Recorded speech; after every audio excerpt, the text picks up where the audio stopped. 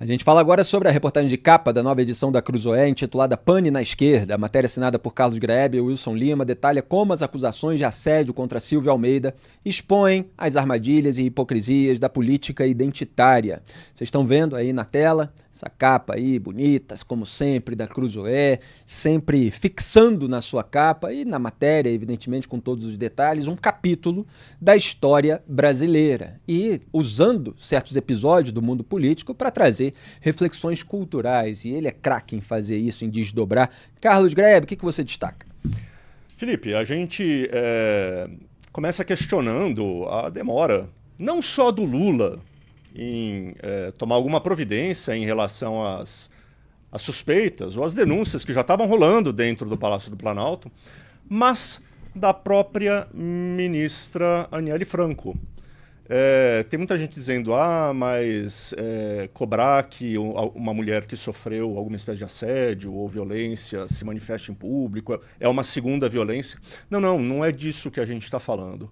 A Aniele Franco disse para vários interlocutores em Brasília que ela não falou do assunto, não é porque ela estava sofrendo com aquilo ou digerindo, é porque ela não queria prejudicar o governo. Então, tem várias identidades que se cruzam aí, né? A identidade mulher, a identidade petista, uma se sobrepõe à outra, todas elas são utilizadas quando a gente está falando de personagens políticos, ou para se escudar de alguma acusação, ou para fazer o adversário de malvado. A gente explora todas essas questões, tomando muito cuidado em relatar os desenvolvimentos noticiosos da história. O que a oposição está fazendo? A oposição acionou a PGR, a oposição está pedindo investigação, chamou a Aniele para depor no Congresso, tem todas as investigações de que o Silvio Almeida vai ser alvo, né? Então a gente faz uma radiografia bem extensa da questão cultural, mas também dos fatos concretos que estão acontecendo. E termina falando da nova ministra Macaé Evaristo, né, que a gente já sabia que ela chegava ao governo trazendo problemas no seu prontuário, né? Numa ação de improbidade administrativa. Hoje veio à tona que ela é mais do que isso, né? Exatamente, a gente vai tratar disso na próxima pauta, quer dizer, sai o acusado de assédio, entra a acusada de superfaturamento e há alguns outros detalhes sórdidos que a gente já vai ver. Eu falei desse entra e sai porque foi título, inclusive, de um corte que está disponível no nosso canal e que viralizou ali com mais de 130 mil visualizações.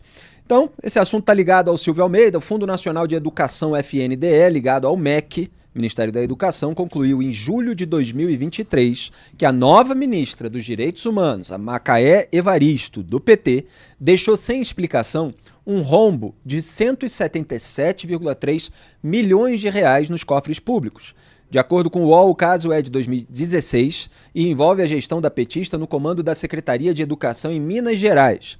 Segundo o processo enviado ao TCU, Tribunal de Contas da União, em agosto de 2023, a ministra não conseguiu comprovar para quem repassou o montante destinado para a compra de merenda escolar na gestão de Fernando Pimentel, do PT. Merenda escolar. Tem muita gente à esquerda, Greve, que fica acusando aí máfia de merenda, etc. E quando a gente vai ver, tem acusação, tem rombo, tem alguma coisa errada aí no campo da esquerda. A auditoria do FNDE responsabiliza a senhora Macaé Maria Evaristo dos Santos pelo débito em razão da não comprovação da regular aplicação dos recursos repassados pela União. O documento acrescenta que a petista era responsável pela gestão dos recursos federais recebidos e, no entanto, não tomou as providências para a correta comprovação de sua execução. A análise do órgão vinculado ao MEC foi atestada pela CGU, a Controladoria Geral da União, antes de ser encaminhada ao TCU. Quer dizer, há obscuridades aí nesse histórico da Macaé, talvez por isso, porque às vezes as pessoas pensam que não, mas talvez por isso ela esteja no cargo. Talvez se fosse realmente alguém sem qualquer tipo de suspeita, etc., talvez não chegasse lá. Era isso que eu falava a respeito do Juscelino Filho. Ele é ministro das Comunicações justamente por ser quem é. Não fosse, não estaria lá na função. Ele é aquele que o Lula indicou e manteve, tem apoio do Centrão, o Lula tem interesse em votos no Congresso Nacional, sim, mas é o governo dele. E você tem uma ficha, uma lista enorme de escândalos nos quais o Juscelino está envolvido e certamente está lá por causa disso. Porque é alguém que tem uma flexibilidade, vamos dizer assim, para atender a muitos interesses, a começar pelo próprio, Grael. Felipe, é assustador como no Brasil as pessoas vão parar nos cargos de ministro, nos cargos mais altos da República, às vezes sem que se faça uma checagem básica de currículo. A gente já viu acontecer. A gente chegou lá alegando que tinha este ou aquele diploma e era tudo mentira.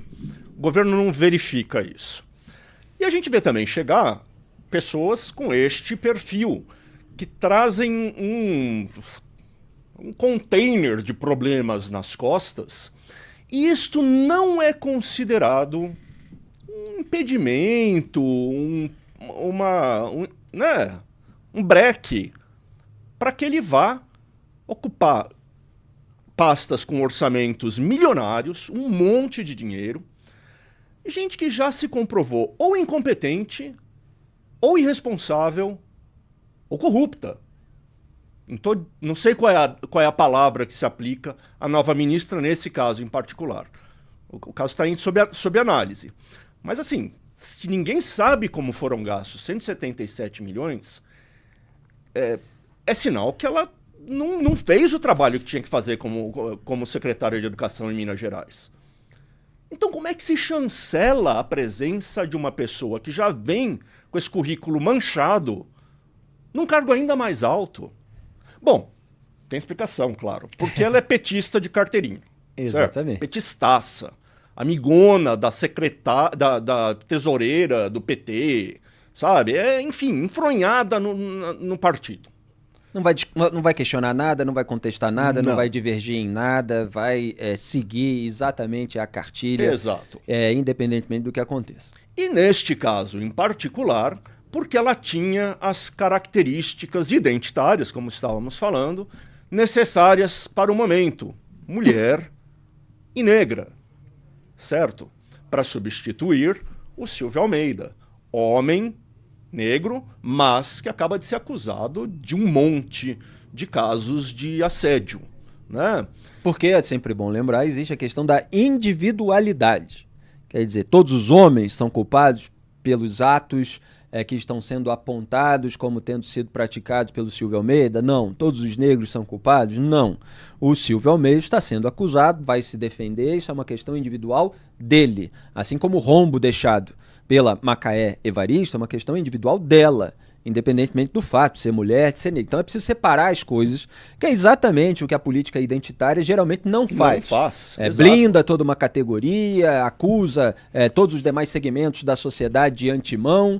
Por isso que gerou uma pane na esquerda, né, acusações contra os membros da própria política identitária, como é praticada dentro desse universo ideológico. Diga, cara. Veja nesse caso, né? Vamos chamar alguém para preencher o cargo de ministro ou ministra dos Direitos Humanos. Então vamos ver quais são as características que nós, governo Lula, queremos. Queremos uma mulher negra. Por que não continuam a listinha um pouco e falam, queremos uma boa gestora? Queremos uma boa gestora que não tenha problemas na justiça. Por que para só nas duas primeiras? Se passasse das duas primeiras características e levasse a sério também a questão da gestão pública, da honestidade na gestão pública, da competência na gestão pública, a Macaé Evaristo não estaria lá. Porque ela só preenche as características de fachada que o PT queria. As outras fica a desejar.